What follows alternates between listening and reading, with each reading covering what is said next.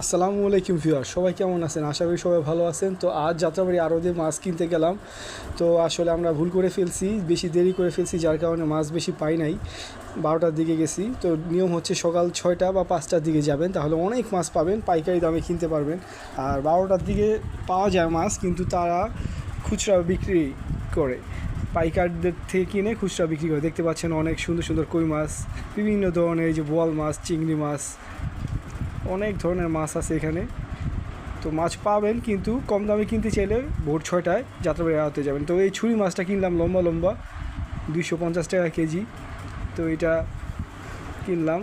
তো এটা দেখি কেমন, খেয়ে দেখি। সমুদ্রের মাছ আরও দেখতে পাচ্ছেন অনেক ধরনের মাছ আছে। যাত্রাবাড়ি আড়তে আসলে আপনারা সারাদিনই মাছ পাবেন, কিন্তু সকালে পাইকারি বিক্রি হয়, আড়তদাররা সকালে পাইকারি বিক্রি করে। তো এই যে এখানে শাক বিক্রি করে, দেখতে পাচ্ছেন শাক।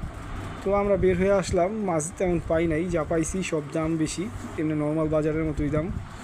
তো সব কিছু মিলে ভালোই লাগলো। তো এই হলো ছোটোখাটো